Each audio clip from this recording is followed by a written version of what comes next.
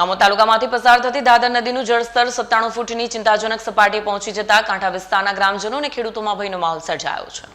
લોકપ્રતિનિધિઓ પરિસ્થિતિની ગંભીરતાને ધ્યાનમાં રાખીને તાલુકા પંચાયત સભ્ય ભૂપેન્દ્ર ગોહિલ અને જિલ્લા પંચાયત સભ્યના પતિ ધર્મેન્દ્રશ્રી રાજેશ સવારથી જ મોરચો સંભાળી લીધો। માત્ર સરકારી કચેરીઓમાં બેસીને માહિતી મેળવવાને બદલે બંને જનપ્રતિનિધિઓએ સીધા ગ્રાઉન્ડ ઝીરો પર પહોંચીને પરિસ્થિતિની સમીક્ષા કરી। દાદાપુર અને મહાપુરા જેવા નીચાણવાળા ગામોમાં પહોંચી પાણી ક્યાં સુધી પહોંચ્યું છે અને કેટલા ખેતરોને અસર થઈ છે તેનું પ્રત્યક્ષ નિરીક્ષણ કર્યું।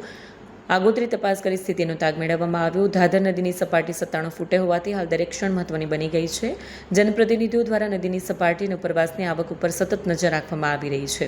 નદી કાંઠે રહેતા ગ્રામજનો અને ખેડૂતોને સંપૂર્ણ સાવચેતી રાખવા અને કોઈપણ અચાનક ફેરફાર કે વધારો જણાય તો તાત્કાલિક સ્થાનિક તંત્ર અથવા પ્રતિનિધિઓને જાણ કરવા અપીલ કરવામાં આવી છે। અમે અનેક ગામોમાં ફરીને આજે કાકડિયા અને માનસિંગપુરા ગામે આવેલા છે અને ત્યાં નીચાણવાળો જે વિસ્તાર છે એ ખેતરોમાં નુકસાન છે। બાકી જે બીજા પાણી નહીં ભર્યા ત્યાં કંઈ નુકસાન નહીં, પણ ખાસ કરીને જે મંગળા સાઈડનો નીચો ભાગ છે તે ખાસ એવું નુકસાન દેખાય છે। અને દાદર નદીનું કાલે 94 ફૂટ જેટલું કોઈ પાણી હતું પણ અત્યારે વધી ગયું છે। પણ અત્યારે હાલ જોતા વરસાદ જે વિરામ લીધો છે એટલે હવે પાણી ઓછું થવાની શક્યતા છે।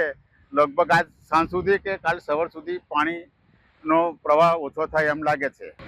જંબુસર તાલુકાનું મહાપુરા અને આમોદ તાલુકાનું કાંકરિયા માનસિંગપુરા વચ્ચે જે બ્રિજ આવેલો છે તે અમારા ધારાસભ્યશ્રીએ સતત ગુજરાત સરકારની અંદર રજૂઆત કરી 25 કરોડ 19 લાખ રૂપિયા જેટલી માતબર રકમ મંજૂર કરાવેલી છે અને તે બ્રિજનું કામ ટૂંક સમયની અંદર જ હવે ચાલુ થશે, જેથી આ બ્રિજ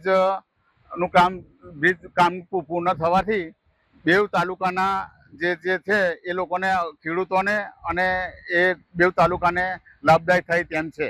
મારું નામ ભૂપેન્દ્ર ગોહિલ, તાલુકા પંચાયત સદસ્ય પુરસદ। આજે જે દાદરની પરિસ્થિતિ છે તે વિશે આજે દાદરની પરિસ્થિતિ કાલ કરતાં 2-3 ફૂટ પાણી વધ્યું છે અને મહદ અંશે થોડું ઘણું નુકસાન નીચાણવાળા વિસ્તારોમાં છે।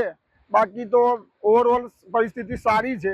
અમે આજ સવારથી પુરસા તાલુકા પંચાયતમાં આવતા અને આછોદ જિલ્લા પંચાયતમાં આવતા અનેક ગામોની મુલાકાત લઈ રહ્યા, જેવી રીતે કે માનસંગપુરા, કાકડિયા, જુનાવાડિયા, દાદાપુર ને ત્યાંના સ્થાનિકોને મળી અને ત્યાંની પરિસ્થિતિનો તાગ મેળવી રહ્યા છે।